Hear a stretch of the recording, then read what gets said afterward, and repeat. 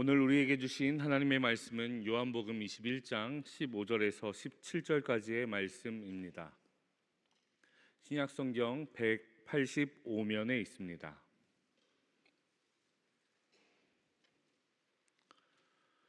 요한복음 21장 15절에서 17절까지의 말씀을 제가 봉독하겠습니다.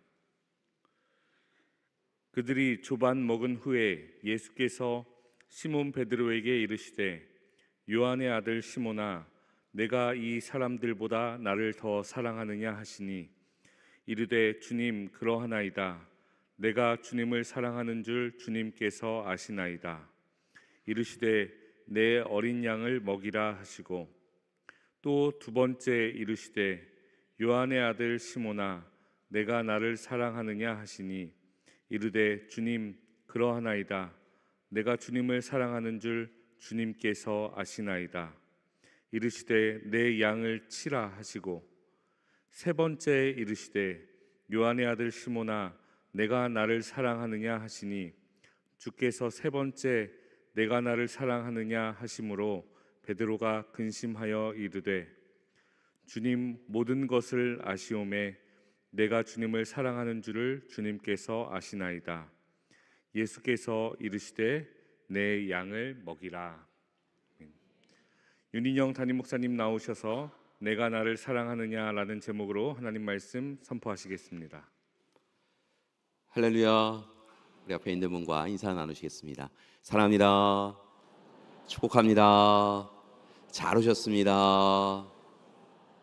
고맙습니다. 지난 3월 초에 공개한 후에 2달 연속 한국인이 좋아하는 영상 프로그램 1위를 차지하고 있는 드라마가 있습니다. 여러분도 보신 분이 계실 텐데요.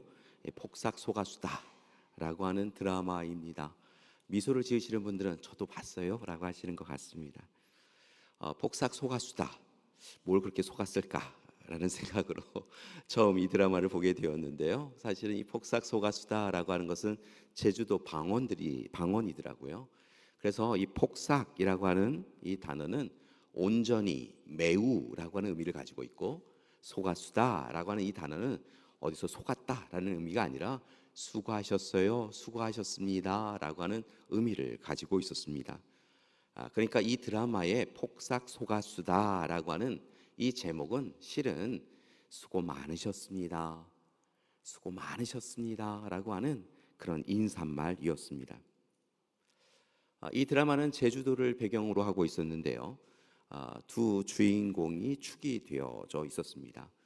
당차고 반항적인, 한편으로는 문학소녀이다, 나는 문학소녀이다 라고 계속해서 이야기하는 여자 주인공인 오해순이라고 하는 사람과 무쇠처럼 진실하고 성실하고 우직한, 그리고 여자친구, 아내인 오해순밖에 모르는 양관식이라고 하는 남자 주인공의 일대기를 그리고 있었습니다. 두 사람과 관련되어 있는 부모님들의 이야기, 또 자녀의 이야기, 또 이웃 사람들의 이야기가 잘 담겨져 있는 그런 드라마였습니다.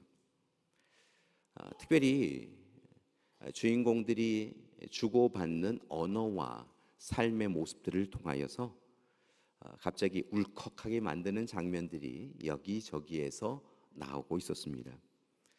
특별히 제 입장에서는, 개인적으로는 주고받는 대사 가운데 짧은 한 문장이지만 그 대사 한 문장이 꽤 오랫동안 마음을 두드렸던 그런 대사들이 있는 드라마였습니다. 혹시 아직 보지 않으신 분이 계시다고 한다면요, 한번 기회에 시간을 얻으셔서 한번 보실 수 있으셨으면 좋겠습니다. 제게 특별히 울컥하게 만든 대사를 소개해 드리는데요. 그 대사는 아버지인 관식이 딸인 금명이를 향하여서 반복적으로 하는 이야기였습니다. 금명이라는 아이가 자라났습니다. 이제 학교에 가게 되었는데요. 막상 그 학교를 간다라고 하니까 아버지인 관식의 입장에서는 걱정이 되었나 봅니다. 특별히 가방을 한번 메어보라고 해서 가방을 메었는데요. 인사를 하면서 그 가방의 흔들림에 휘청거리는 딸을 보면서 좀 더 이따 보내야 되는 거 아니냐라고 하면서 아버지는 그렇게 걱정을 하는 모습을 보았습니다. 운동회를 하는 날이었나 봐요. 운동회 달리기 시합을 하는데요. 그 달리기를 하다 행여 넘어질까 봐 그 딸을 바라보며 아버지가 한 대사가 있었습니다. 대입 수능 시험을 보는데요. 그 시험을 보러 들어가는 그 딸을 위하여 이른 아침에 아빠와 엄마가 함께 그 시험장에 나아가고 또 시험장에 들어가는 그 딸을 멀리에서 바라보면서 한 이야기가 있었습니다. 결혼식장에서 아버지와 딸이 서로 시선을 피하면서 서로 보지 말자고, 서로 보았다가는 눈물 흘릴 테니까 서로 시선을 피하자라고 하면서 마지막 이제 입장을 해야 되는 그 시간에 아버지가 딸에게 한 이야기가 있었습니다. 이 대사가 공통적인 대사였는데요. 그는 아버지는 딸에게 이렇게 이야기했습니다. 금명아, 아빠 항상 여기 있어. 수틀리면 빠꾸.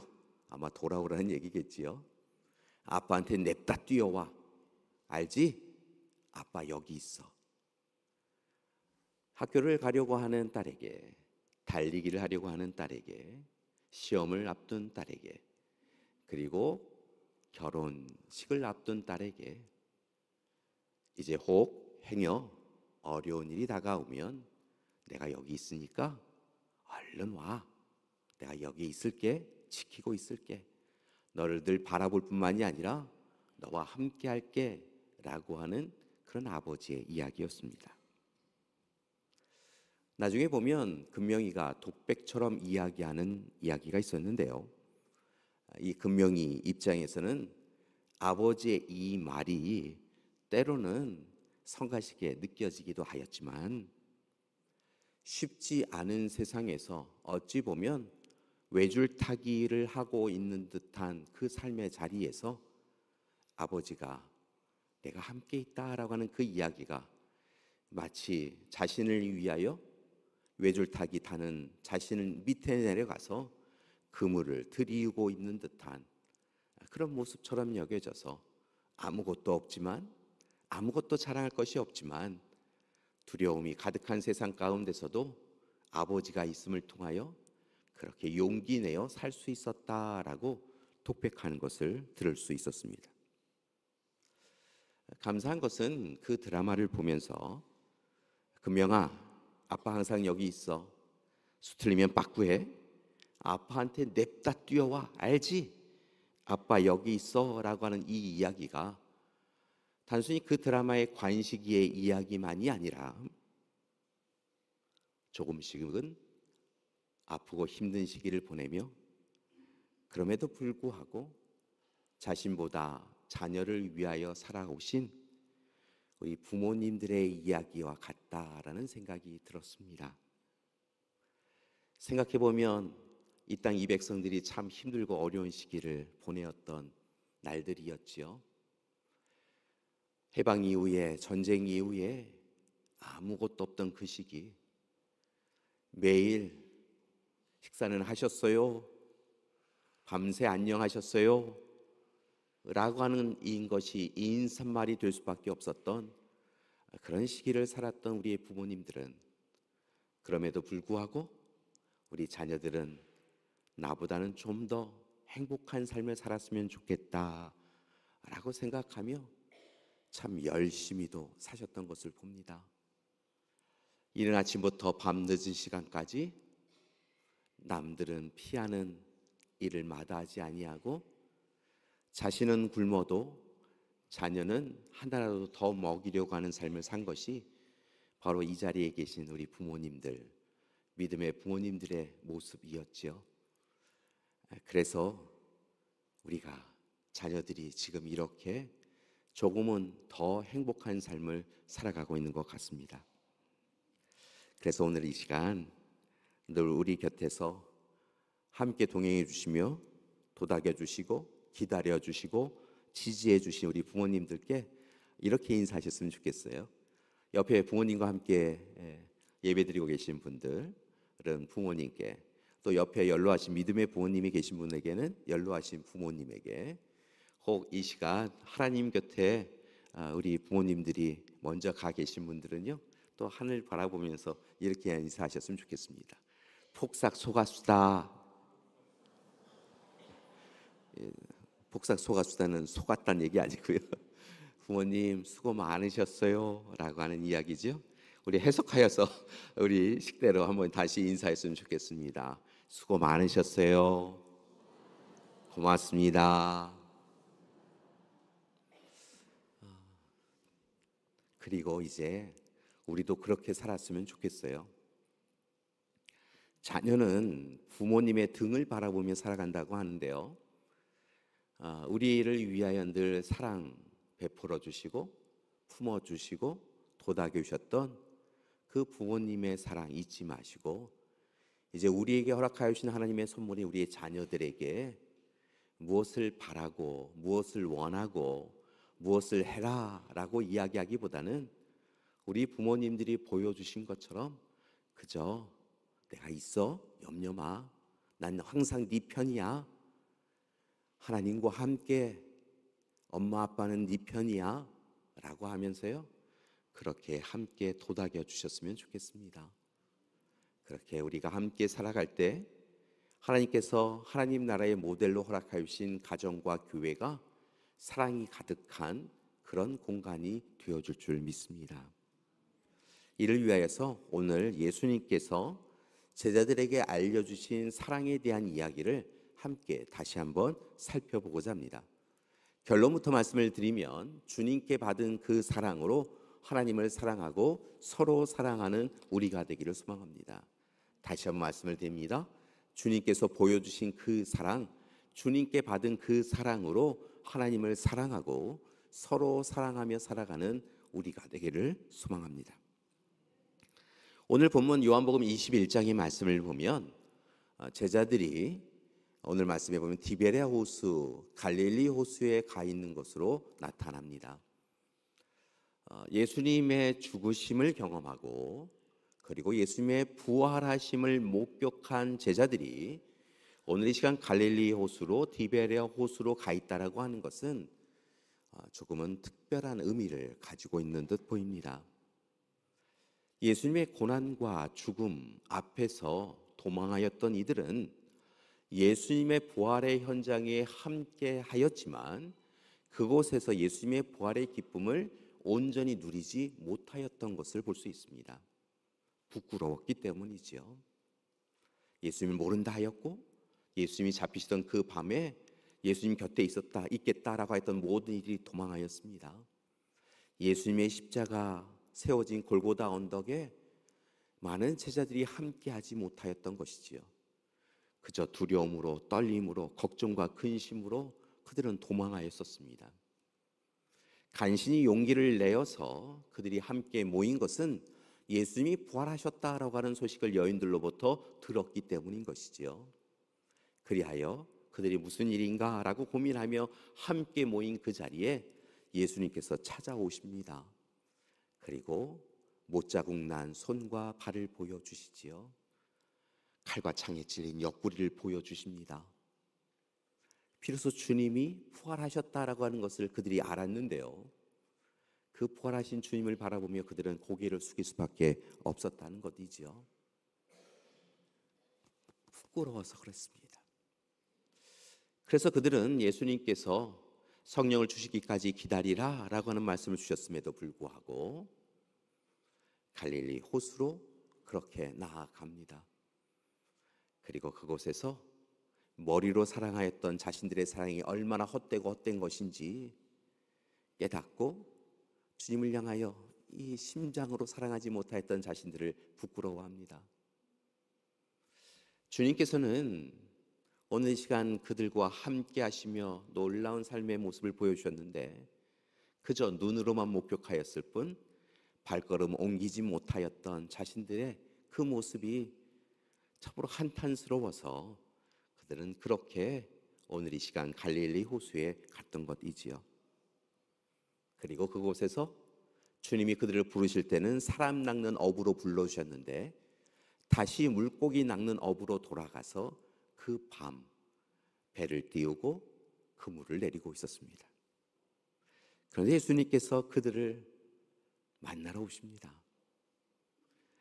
찾아와 보시니까요, 그들은 실패의 밤을 보내고 있었습니다. 밤새 그물을 내렸지만 물고기 한 마리 낚지 못하고 있었다는 것이지요. 그들의 마음이 이해가 됩니다. 여러분, 그들이 물고기 낚는데 어떻게 수고와 애씀을 다할 수 있었겠습니까? 아마 7명의 제자들이 그 배에 함께 타서 우리가 왜 그랬을까? 우리는 왜 실패하였을까? 우리를 위하여 이 땅에 오시고 우리를 위하여 십자가 지시고 죽으신 주님 앞에서 우리는 왜 그렇게밖에 할 수 없었을까라고 하며 그렇게 서로 이야기도 나누지 못하고 후기를 숙이고 있었으리라 생각이 듭니다. 그물을 내리긴 내렸을 때 그물을 끌어올리는 것에 마음에 있지 않았다는 것입니다. 그저 그 밤 여기저기에서 한숨과 탄식으로 그들은 그 밤을 보내었던 것이지요. 그렇게 새벽이 옵니다. 멀찌감치해서 호숫가에서 한 사람이 서 있는 것을 발견합니다. 이른 아침에 도대체 누구인가? 라고 생각이 들었는데요, 이 제자들을 향하여 그 한 사람이 질문을 한 가지 했다는 것이지요. 어째 밤새 수고하셨는데 물고기는 많이 낚았습니까? 라고 하는 그런 물음이 들려옵니다. 그제야 비로소 맞다, 우리가 그물을 내렸었지 라고 생각하며 그저 그물을 바라보았는데 물고기 한 마리 없습니다. 그래서 제자들이 답합니다. 아니요, 한 마리도 없네요. 그랬더니 반대편에 있는 그 사람이 뜻밖의 이야기를 합니다. 그렇다면 이제 배 오른편에 그물을 내려보십시오 라고 이야기합니다. 여러분, 갈릴리 지역에서 당시 어부들이 사용하였던 이 배는 그리 크지 않습니다. 그러니까 배 오른편이나 배 왼편이나 아무 상관이 없다는 것이지요. 거기가 거기입니다. 그런데 놀라운 것은요, 배 오른편이나 왼편이나 아무 문제가 되지 않는다라고 생각되었던 이 갈릴리 호수를 누구보다 잘 아는 어부 출신의 이 제자들이 말씀에 순종하여 오른편에 그물을 내립니다. 그리고 놀랍게도 많은 물고기를 낚았다는 것이지요. 마치 오래전 또 다른 실패의 밤을 보내었던 베드로에게 예수님께서 깊은 곳에 그물을 내려라 라고 하였더니 순종하였더니 그물을 끌어올렸을 때 그 배만으로는 끌어올릴 수 없는 많은 물고기를 낚았다라고 하는 사건처럼 이 놀라운 일이 그들에게 일어납니다. 그리고 그들이 그 이야기를 한 사람을 주목합니다. 그리고 예수님이신 것을 알아챈 제자들이 있었다는 것이지요. 그리고 예수님을 향하여 나아옵니다. 그런데 예수님을 향하여 열심히 먼저 뛰어온 베드로나 또 배를 끌고 왔던 제자들이나 이 해안가로 가까이 오면 올수록 마음에 무거움이 느껴집니다. 우리를 위하여 이곳까지 오신 예수님 앞에 우리는 어떻게 서야 할까? 여전히 두려움과 걱정이 그들의 마음을 사로잡습니다. 그런데 그런 그들을 향하여 예수님은 미소를 지으며 어서 와라 라고 이야기하시지요. 언제 불을 피우셨는지 따스한 불이 피워져 있습니다. 그곳에 물고기와 떡이 올려져 있습니다. 어디서 구하셨는지 잘 알지 못하는데요, 예수님께서 그렇게 올리시고 제자들에게 어서 오라고 이야기하십니다. 그리고 너희가 잡은 것도 좀 가져와라 라고 이야기하셨다는 것이지요. 그리고 제자들에게 구운 물고기와 또 떡을 내어줍니다. 밤새 시간 가는지 모르고 그저 있었던 제자들이 비로소 배고픔을 느끼고 주님이 주신 것을 먹습니다. 주님이 피워놓으신 그 불로 인하여 간신히 이제 밤새 추위에 떨었던 제자들이 몸을 녹이는데요, 그들의 몸만, 육신의 몸만 따스해지는 것이 아니라 그들의 마음도 따스해지기 시작을 합니다. 그리고 주님 미소 지으시는 모습 보며 간신히 고개 들어 주님 모습 한번 보고 부끄러워 고개 내리며 주님이 함께 하심에 그렇게 도닥임을 누렸다는 것이지요. 자, 그런데 오늘 말씀을 보니까 예수님께서 거기까지만 해주셨으면 좋겠는데 안 그래도 마음 아픈 베드로를 향하여서 물으셨다는 거예요. 베드로를 향하여서요, 오늘은요, 베드로야 라고 묻지도 아니하시고요, 요한의 아들 시몬아, 이렇게 베드로를 부르시고 네가 나를 사랑하느냐 라고 물으셨다는 거예요. 바요나 시몬아, 시몬의 아들, 요한의 아들 시몬아, 네가 나 사랑해? 그리고 이어지는 성경의 말씀은 이르되 주님 그러하나이다 라고 이렇게 바로 이어지는 것처럼 보이는데요, 아마도 베드로는 그 주님의 말씀에 쉽게 답할 수 없어서 머뭇거리며 간신히 용기를 내어 예, 제가 주님을 사랑합니다, 작은 목소리로 답하였던 것으로 보입니다. 그럴 수밖에 없지요. 주님 앞에 부끄러운데요. 그래도 자신이 수제자라고 주님 곁에 늘 가까이 있으며 주님 말씀 들었는데 주님을 향하여서 다른 사람은 다 버려도 나는 절대로 주님을 버리지 않겠습니다 호언장담했는데요, 예수님을 3번씩이나 부인한 그런 존재이니 어찌 부끄럽지 않을 수 있겠습니까? 그래서 한참 시간이 지난 후에 예, 제가 주님을 사랑합니다 라고 고백합니다. 그런데 주님이 그렇게 한번 이야기하는 베드로의 모습을 보시면 누구보다 베드로의 마음을 아실 주님이 연이어서 2번이나 물으셨다는 거예요. 더 물으셨다는 거예요. 그러니까 총 3번이나 물으셨어요. 그래? 라고 이야기하시고 또 물으셨다는 거예요. 시몬아, 네가 날 사랑하느냐? 왜 이렇게 3번을 물으셨을까라고 깊이 생각해 보니까요, 그가 3번 부인하였잖아요. 3번 부정하였잖아요. 오늘 3번 부인한 그로 하여금 그의 입술을 통하여 예, 제가 주님을 사랑합니다 라고 하는 이 고백을 3번 함을 통하여 그를 도닥이셨던 것을 우리는 깨닫습니다. 네가 나 사랑해? 예, 사랑합니다. 그래, 그렇구나 라고 하시며 3번의 응답을 통하여 베드로의 마음이 아픔에서 위로받을 수 있도록 도닥여 주셨다는 것이지요. 그렇기에 오늘 이 시간 예수님의 이 질문, 네가 나를 사랑하느냐? 라고 하는 질문은 단순한 질문이 아니라 베드로를 향한 예수님의 약속이기도 하였다라고 하는 깨달음을 얻습니다. 그러니까 베드로를 향하여서 그를 주목하고 네가 나를 사랑하느냐? 네가 날 사랑하느냐? 이게 아니라요, 네가 날 사랑하느냐? 라고 하는 이 질문은 실은 베드로야, 알아. 네가 날 모른다 부인하던 그 시간에 나랑 시선이 마주쳤잖아. 그 시간에 내가 두렵고 떨려서 나를 모른다고 했잖아. 괜찮아. 너무 아파하지 마.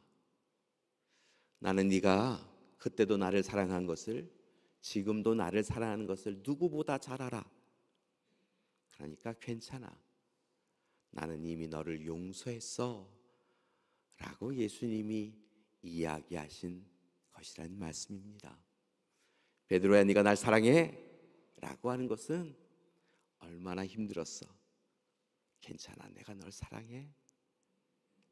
괜찮아 라고 하시는 주님의 약속의 위로의 말씀이었다는 것입니다. 그래서일까요? 아마도 베드로는 그런 예수님의 약속, 위로의 말씀에 도닥임을 누리고 3번째 답할 때 정도 되었을 때는 주님의 그 사랑에 힘입어 예, 제가 주님을 사랑합니다. 비록 이전에 3번씩이나 부인하고 부정하고 예수님을 떠나갔었던 존재이지만, 부끄러운 존재이지만 오늘 이 시간 주님 앞에 늘 하고 싶었던 이 이야기를 다음으로 미루지 않겠습니다 라고 이야기하며 예, 제가 주님을 사랑합니다. 힘을 다하여 주님을 사랑합니다. 이제 앞으로는 절대로 부정하고 부인하지 아니하고 사랑하겠습니다. 결단하며 이야기할 수였을 것이라 생각이 듭니다.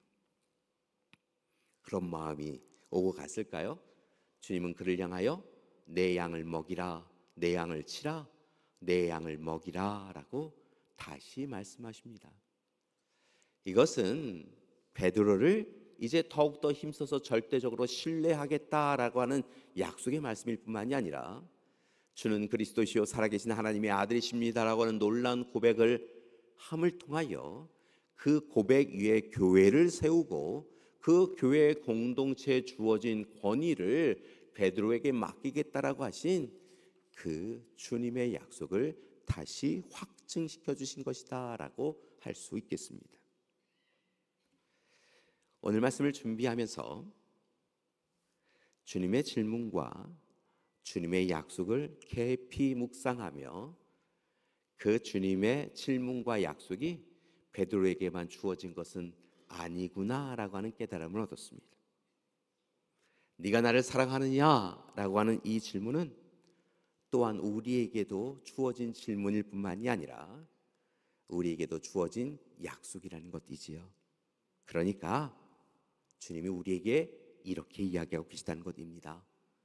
우리의 이름을 부르며 누구야? 내가 너를 알아. 내가 널 사랑해. 힘들지? 어렵지? 그렇지만 내가 너와 함께하고 있어. 힘내. 내가 너를 위하여 오늘도 일하고 있어 라고 말씀해 주고 있으시다는 것입니다. 한번 해볼까요?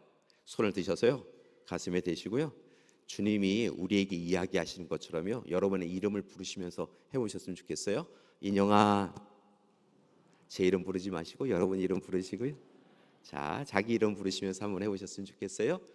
인영아, 내가 너를 안다. 주님이 이렇게 도닥이며 말씀하고 계신 거예요.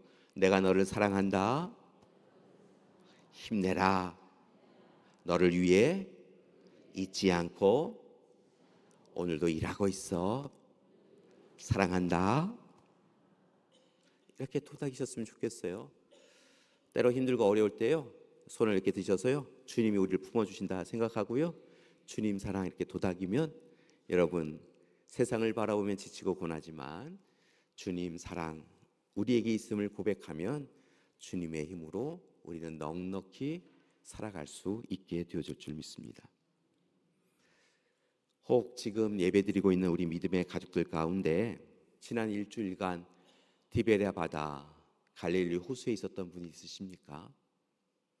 빈 꿈을 내리고 밤새 추위에 떨었던 분이 있으십니까? 아무도 날 사랑하지 않는다고 삶은 더욱더 힘겨워지고 그리하여서 밤새 그저 탄식과 한숨으로 뒤척였던 분이 있으십니까? 분명한 것은 그 새벽 제자들을 만나러 와주신 주님께서 오늘 이 시간 여러분을 만나러 오신 줄 믿습니다.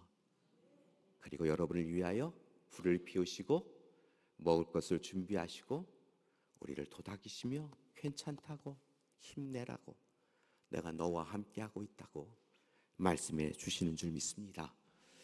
따라서 바라 원하기는 주님 사랑 누리시고요 주님 사랑 받은 대로 하나님을 사랑하시고 서로 사랑하며 사셨으면 좋겠습니다. 지난 주간 여러 뉴스들이 들려왔는데요 지난 부활주일이 지난 다음 날 21일 프란치스코 교황께서 하나님의 부르심을 받았다라고 하는 소식이 전해져 왔습니다. 건강하실 때 모습이고 좀 몸이 많이 불편하셔서 몸이 좀 많이 부으시었더라고요. 하나님의 부르심을 받고 어제 장례 미사가 진행이 되어졌습니다. 우리 시간으로는 오후 5시에 진행이 되었던 것을 볼 수 있었는데요. 이 프란치스코 교황님은 가장 낮은 곳, 가장 아픔과 상처가 있는 곳에 가셔서 눈물 흘리는 이들의 친구가 되어주셨던 참 좋은 교황이셨습니다. 마지막까지 자신을 위하여 무엇을 더하고 채우기보다는 타인을 위하여 비우고 내려놓는 삶을 살아간 참 좋은 하나님의 일꾼이셨다. 하나님의 사람은 어떻게 살아가는 것이 옳은가? 특별히 하나님이 세운 하나님의 일꾼들, 지도자들은 어떤 삶을 살아가는 것이 옳은가에 대하여 잘 보여주신 지도자인 것 같습니다. 병세가 악화된 가운데서도 마지막 이 부활주일에 설교 말씀을 전하셨는데요. 그 내용도 가난한 이들에 대하여 좀 더 관심을 갖자고, 그리고 전 세계 분쟁 지역에 고통받는 이들을 기억하고 함께 기도하여 그들이 더 이상 눈물 흘리지 않도록 그들에게 주님 주시는 평화가 있기를 함께 기도하자라고 힘을 다하여 전하셨다라고 하는 이야기를 들었습니다. 이분이 2014년도에 한국에 방문하신 적이 있으시지요? 그 당시에 한국 사회는 세월호로 인하여 많은 이들이 슬픔에 가득했던 시기였습니다. 세월호 유족들과의 만남이 실은 한 번 예비되어 있었는데 수차례 만나시고 가까이 오게 하셔서 함께 눈물을 흘려 주셨지요. 세월호 배지를 다셨 모습을 보여주셨습니다. 어떤 이들이 한국 사회 상황 가운데 세월호 배지를 단다라고 하는 것은 이 정치적 상황 가운데 조금 불편한 이야기를 들으실 수 있습니다라고 하며 이 배지를 빼십시오라고 청하니까 그분을 향하여 인간의 고통에는 중립이 있을 수 없습니다. 주님은 늘 고통당하는 이들 곁에 더 가까이 가셨습니다. 주님은 작고 연약한 자들, 오늘 지금 여기에서 눈물 흘리는 이들 곁에 가셔서 그들의 눈물을 닦아주시던 분이셨습니다. 주님이 그리하셨으니 저도 그리하는 것이 옳습니다 라고 하며 그렇게 함께 눈물 흘리기를 마다하지 않으셨다라는 이야기를 나중에 들을 수 있었습니다. 생각해보면 그분의 이야기가 맞습니다. 생각해보면 우리는 주님 앞에 참 부끄러운 존재입니다.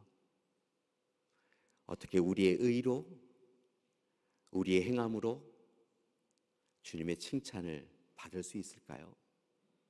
우리는 작고 연약한 이들입니다. 날마다 실패하고 실수하는 이들입니다. 주님 앞에 우리의 삶을 드러내 보이면 우리 스스로 부끄러워서 견딜 수 없는 이들이지요. 그런데 그런 우리를 주님이 찾아와 주셨습니다. 그리고 우리가 죄인임에도 불구하고 우리를 사랑하신다 하시고 먼저 사랑해 주셨습니다. 꼭 안아주셨습니다. 그렇게 우리가 주님 사랑 누릴 수 있었고 주님의 사람으로 살아갈 수 있는 것이지요. 이제 그 사랑 받았으니 주님 사랑하고 주님 사랑으로 때로 우리에게 실수하고 우리에게 때로 악한 일을 행하는 가족과 교우와 이웃을 그렇게 주님 사랑으로 사랑하며 살아가는 것, 그것이 우리가 마땅히 살아가야 될 삶일 줄 믿습니다. 사랑하는 교회 여러분, 우리는 부활 공동체입니다. 부활 공동체의 대표적인 특징이 무엇이냐면요, 주님 사랑으로 사랑한다는 것입니다. 세상 사람들이 다 저 사람은 사랑할 수 없어 라고 하는 이도 사랑할 수 있는 이, 사랑해야 하는 이들이 그리스도인이라는 것이지요. 네가 나를 사랑하느냐?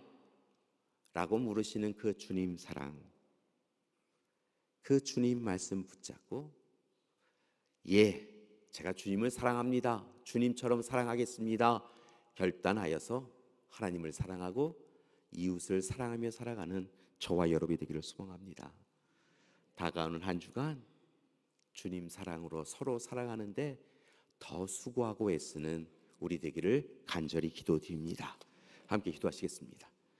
참 좋으신 하나님, 오늘 이 시간 내가 나를 사랑하느냐?